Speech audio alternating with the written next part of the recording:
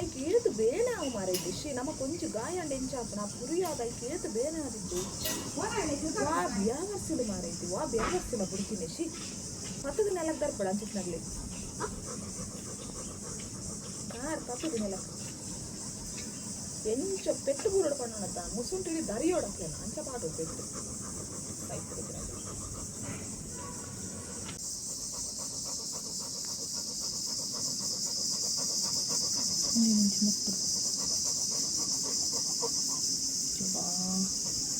ಒಂದು ಓಲು ಮಗ ಒಂದು ಆದಾಯ ನಿನಕ್ ಓಯ್ ಬಾಬು ಚಾರ್ಲಿ ಚಾರ್ಲಿ ಚಾರ್ಲಿ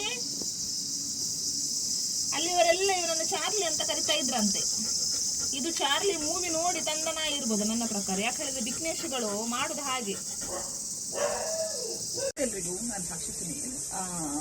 ನನಗೆ ಬೆಳಿಗ್ಗೆ ಒಂದು ಫೋನ್ ಬಂತು. ಎಲ್ಲರೂ ಗೊತ್ತಿರ್ಬೋದು, ಎಕ್ಸ್ ಮೇಯರ್ ಕವಿತಾ ಸನೇಲಿ ಇವ್ರು ನನಗೆ ಫೋನ್ ಮಾಡಿ ವಾಮಂಜೂರಲ್ಲಿ ಒಂದು ನಾಯಿಯನ್ನು ಯಾರ ಅಬಾಂಡನ್ ಮಾಡಿದ್ದಾರೆ ಹೇಳಿದ್ರು ಕಾಲರ್ ಇದೆ. ಸೊ ಹಾಗೆ ಹಿಂದೆ ಸೈಡಲ್ಲಿ ಗಾಯ ಆಗಿ ಹುಳ ಆಗಿದೆ ಅಂತ ಹೇಳಿ ನೀವು ನೋಡ್ಬೋದು. ಇದರಲ್ಲಿ ಫುಲ್ಲು ಹುಳ ಆಗಿದೆ. ಝೂಮ್ ಆಗ್ತದೆ. ಫುಲ್ಲು ಅದು ಹೋಲ್ ಆಗಿ ಅದರಲ್ಲಿ ಫುಲ್ಲು ಹುಳ ಆಗಿದೆ. ಬಿಜಿ ಬಿಜಿ ಬಿಜಿ ಹುಳ ಇದೆ.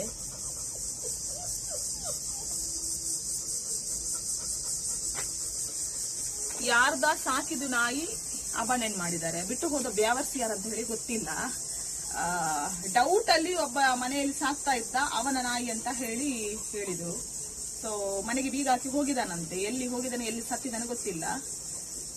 ಬಿಟ್ಟು ಹೋದವ ನಿಜವಾಗ್ಲೂ ಒಳ್ಳೇದಾಗುದಿಲ್ಲ. ಯಾಕೆ ಹೇಳಿದ್ರೆ ಸಾಕಿದ ಮೇಲೆ ತಂದ ಮೇಲೆ ಅದನ್ನು 14 ವರ್ಷ ಸಾಕುವ ಯೋಗ್ಯತೆ ಇದ್ರೆ ಅಷ್ಟೇ ಅವ್ನು ಸಾಕ್ಬೇಕು. ಸಾಯುವ ತನಕ ಸಾಕುವ ಯೋಗ್ಯತೆ ಇದ್ರೆ, ಇಲ್ಲದಿದ್ರೆ ಅವ್ನು ಸಾಕ್ಲೇಬಾರ್ದು. ಅವನು ಈ ಪರಿಸ್ಥಿತಿ ತಂದು ಅದನ್ನ ರಸ್ತೆಗೆ ಬಿಟ್ಟು ಅದಕ್ಕೆ ಹೊಟ್ಟೆಗೆ ಫುಡ್ ಇಲ್ಲ, ನೀರಿಲ್ಲ, ಅದ್ರ ಜೊತೆಗೆ ಇಷ್ಟೊಂದು ನೋವು.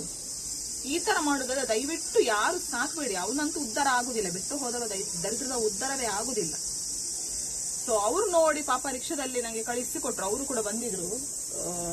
ತುಂಬಾ ವಿಡಿಯೋಸ್ ಎಲ್ಲ ನೋಡ್ತಾ ಇದ್ದೆ. ನನಗೆ ನೀವು ಸರಿ ಮಾಡ್ತೀರಂತ ಹೇಳಿ ಒಂದು ನಂಬಿಕೆ, ಅದಕ್ಕೋಸ್ಕರ ನಾನು ಕರ್ಕೊಂಡು ಬಂದೆ ಅಂತ ಹೇಳಿದ್ರು.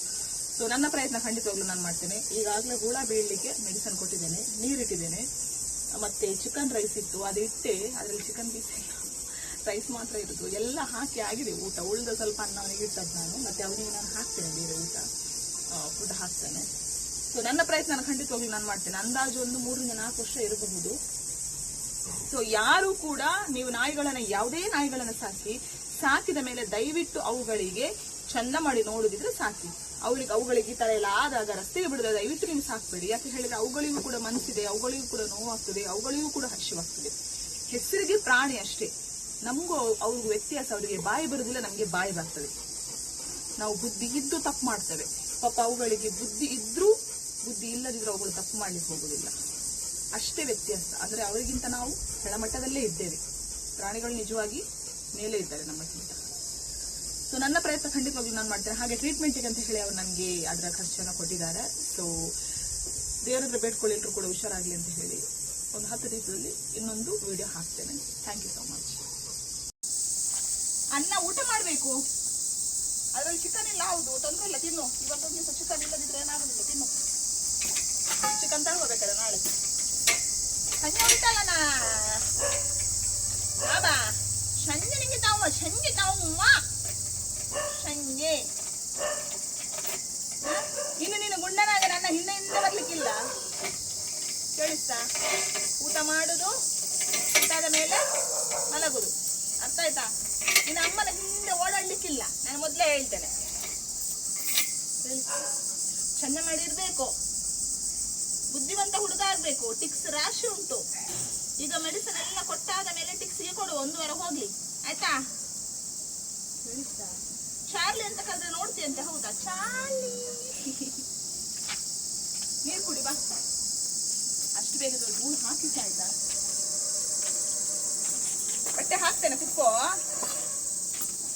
ಯಬಾ ಕುರಿ ರಾಶಿ ಬರ್ತಾ ಉಂಟಲ್ಲ. ಓಯ್ ಬಾಬಾ.